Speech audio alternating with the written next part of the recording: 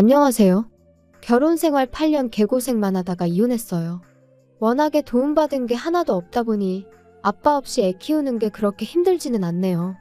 다만 아빠 없이 커가야 할 아이를 생각하면 그거 하나만큼은 미안할 따름입니다.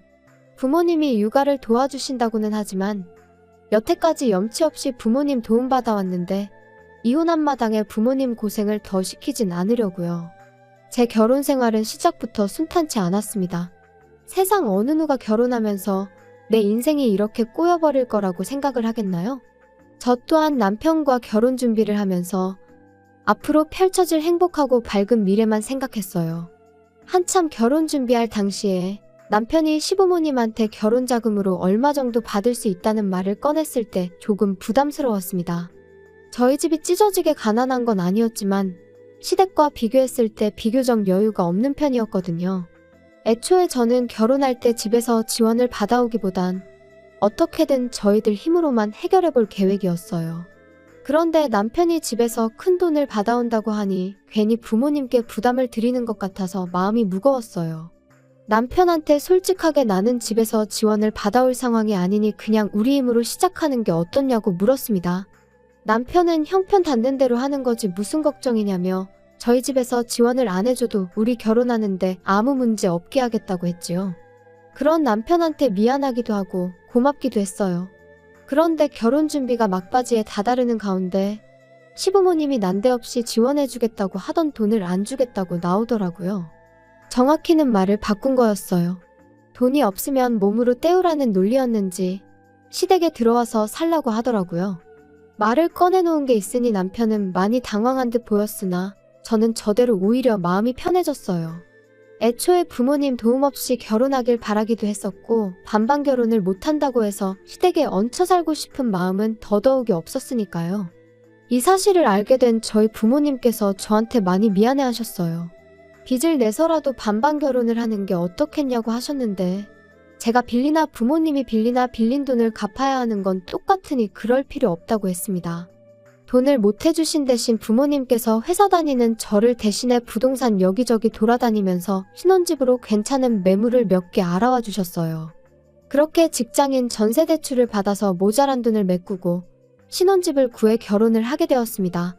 신혼여행은 해외로 다녀오려고 했는데 상황이 이렇게 되는 바람에 그냥 국내로 짧게 다녀왔어요.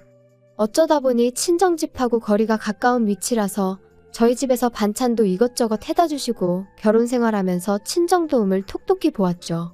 아이 태어나면서 오며 가며 아이도 봐주시기도 했고요. 결혼 생활 1년 후에 아이를 갖게 되었어요. 전세 생활 청산하고 자가로 이사 가려면 아직도 돈을 더 모아야 하는 상황이었지만 돈 없다고 아이 없이 살고 그럴 생각은 아니었거든요. 친정어머니가 도와주시면 출산하고 복직도 바로 할 수 있었으니 나름대로 계획이 다 있었습니다. 아이 태어나고 나서 딱 2달 몸추스르고 친정어머니 도움받아 바로 출근을 했어요. 괜히 남편 외벌이 시켰다가 행여라도 남편이 너 때문에 시댁 지원 포기하고 나 혼자만 힘들게 일한다고 생각할 수 있으니까 휴식은 저한테 사치나 마찬가지였죠. 정확히 아이 태어나기 전까지 시댁에서는 그 어떤 간섭도 하지 않았습니다. 지금 생각해보면 아마 아이 태어나고 나서 사는 게 힘들면 뒤늦게라도 시댁으로 기어들어올 거라고 생각했었던 것 같네요. 개고생하다가 정신 차리면 시댁에 도와달라고 기웃거리진 않을까 싶었나 봐요. 그런데 저희가 생각보다 잘 살고 친정어머니 덕분에 바로 복직해서 맞벌이하면서 잘 살고 있으니까 심술이 났던 거죠. 그러니까 언젠가부터 시어머니가 저희 생활에 간섭을 하기 시작했어요. 친정이랑 가까이 산다고 시댁은 아주 거들떠도 보지 않느냐며 이틀 3일에 한 번꼴로 전화를 해서 잔소리를 하기 시작했죠. 그전까지는 시댁에 간다고 연락이라도 하면 같이 살기 싫어서 집 나가 사는 것들이 뭐가 좋다고 우리 집에 올 생각을 하냐며 오지 말라고 했던 사람이 말을 싹 바꿔서 저희가 친정만 챙기고 시댁을 소홀히 하는 것처럼 말하니 어이가 없더라고요. 남편과 상의 후에 2, 3주에 한 번은 무조건 시댁에 다녀오기로 했어요. 매주 시댁에 다녀오는 건 사실상 불가능한 일이고 한 달에 한 번은 너무 뜨문뜨문 가는 게 아닌가 싶어서 그렇게 정했던 겁니다. 그렇다고 저희가 시댁에 간다고 해서 시어머니가 저희를 반겨주거나 한 적은 한 번도 없어요. 아들이랑 손자는 애틋하니 그나마 이뻐해 주셨지만 저는 항상 찬밥 신세였지요. 처음 시댁에 갔을 때 빈손으로 갔다고 욕도 엄청 먹었어요. 시댁에 방문하는데 며느리란 게 어떻게 검 한 통도 안 사들고 올 수가 있냐면서 친정부모님 거들먹거리면서 예의가 어쩌고 집에서 그렇게 가르치더냐 저쩌고 하면서 타박을 해왔습니다. 친정에서는 저희 어떻게든 뭐 하나라도 아끼게 해주고 싶어서 반찬도 이것저것 챙겨주시고 그랬는데 시댁은 저희한테 항상 무언가를 바라기만 했어요. 시어머니 눈에는 제가 그냥 합가해서 같이 살기 싫어서 아들 꼬셔 집 나가 살고 있는 나쁜 년으로 보였겠지요. 바보 같게도 저는 어떻게든 시어머니 마음을 돌려야겠다고 생각했고 그러려고 애를 많이 썼습니다. 시댁 갈 때마다 시어머니가 좋아한다는 계절과일이며 제철 음식들 사들고 가고 그랬습니다. 시어머니가 몸이 허한 것 같다 하면 한약도 몇 첩 지어서 가고 그랬어요. 맞벌이를 하고 있긴 했지만 2, 3주에 한 번씩 시댁에 가는 게 부담이 될 정도였지요. 시댁 가서 시어머니 대신 집안일도 해드리고 뭐 김장이 있다거나 큰 집 행사가 있다고 하면 회사에 휴가까지 내서 제가 제일 먼저 달려가 시어머니를 도왔습니다. 하지만 제 정성이 역부족이었는지 시어머니 마음은 좀처럼 열리지 않았어요. 결혼할 때는 제가 남편한테 고맙고 미안해했는데 결혼 후에는 역으로 남편이 저한테 고맙고 미안해했지요. 그렇게 결혼 생활 6년이 지나갔어요. 시댁에 시달려가면서도 열심히 일하고 아끼고 모아서 집을 사게 되었습니다. 대출이 더 늘어나긴 했지만 요즘 애들이 집이 전세면 전세인 대로 아파트가 구리면 구린 대로 그걸 가지고 편을 가르고 놀리고 그런다는 뉴스를 보니 무리를 안 할 수가 없었네요. 그래도 저희 나름대로 행복했는데 큰 사건이 하나 터지고야 말았습니다. 시어머니가 평소보다 더 공격적으로 변하기 시작했어요. 처음에는 저희가 이제 번듯한 집까지 갖게 되었으니 그게 열받아서 저한테 더 모질게 하는구나 싶었는데 가만 보니 했던 말을 자꾸 또 하는가 하기도 하고 뭘 자꾸 깜빡깜빡 하기도 했어요. 시어머니랑 좋은 사이는 아니지만 TV 프로에서 봤던 치매 증상에 대한 내용이랑 거의 맞아떨어지는 부분이 많아서 걱정이 되더라고요. 시어머니는 물론이고 시누랑 아버님, 남편한테도 어머님 병원 한번 다녀와야 하는 거 아니냐고 물어봤는데 다들 하나같이 멀쩡한 사람을 치매 환자로 만드냐며 뭐라고 했었어요. 하지만 날이 갈수록 제가 알고 있던 증상과 똑같은 행동들을 반복하시니 억지로라도 제가 모시고 다녀와야겠다는 생각이 들더라고요. 그리고 우려했던 일이 실제로 벌어지고 말았습니다. 시어머니는 치매를 앓게 되신 거였어요. 치매 판정을 받고 나니 오히려 더 빠르게 증상이 악화되어 갔습니다. 그러던 와중에도 며느리 부려먹겠다는 건 안 까먹는 건지 이제는 평일에도 저를 찾기 시작했어요. 그때도 저는 아무 불만 없이 부를 때마다 시댁에 다녀왔습니다. 그리고 그때부턴 2, 3주에 가던 것도 매주 다녀오게 되었고요. 아무리 시어머니가 저를 괴롭혔다고 해도 치매를 가지고 하늘이 응당한 벌을 내렸다는 생각이 들었다기보단 딱한 마음이 더 컸거든요. 그렇게 1년이 지나고 나니 그때부터는 집에서 대소변 실수도 하기 시작했어요. 전문 간병인이나 요양교육을 받았다면 모르겠지만 시어머니가 기억만 왔다 갔다 할 뿐이지 여장부 스타일에 힘도 좋으시거든요. 말인즉슨 저를 포함한 시가족 모두 시어머니를 어떻게 감당하기 힘든 상황까지 오게 되었다는 거였어요.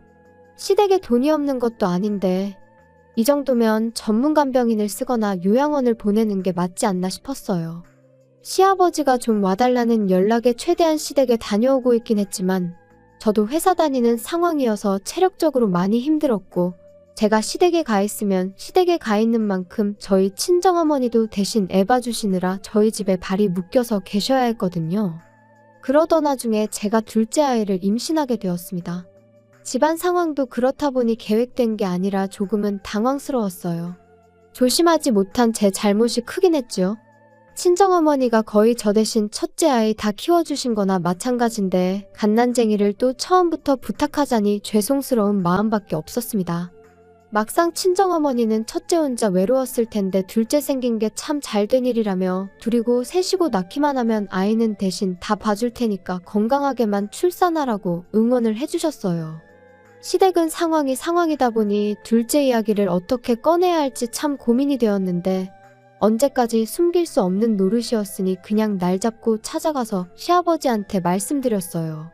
단도직입적으로 둘째가 생겼기 때문에 이제 시댁 와서 시어머니 돌봐드리는 거는 못할 것 같다고 했죠. 그런데 돌아온 시아버지 답변이 정말 예상도 못한 답변이었습니다. 친정에서처럼 둘째 아이 생긴 거 축하한다는 말까지 바란 건 아니었는데 애 가진 거랑 집사람 돌봐주는 거랑 무슨 상관이냐며 잔머리 쓰지 말고 주말에는 시댁 와서 집사람 돌봐주라는 대답을 들었기 때문이에요. 평소에는 말대답 해본 적 한 번 없는 저도 그냥 있을 수가 없더라고요. 애 가진 몸으로 회사 생활하면서 어떻게 시어머니까지 간호를 하겠느냐 물었더니 잔머리 쓰는 게 두 눈에 다 보인다고 그렇게 힘들면 회사 그만두고 시댁 들어와서 살라더라고요. 애초에 집사람 치매 걸린 게 너네가 안 들어와 살아서 그런 거라면서 아예 시어머니가 치매를 가진 이유를 저한테 덤태기까지 씌우는 겁니다.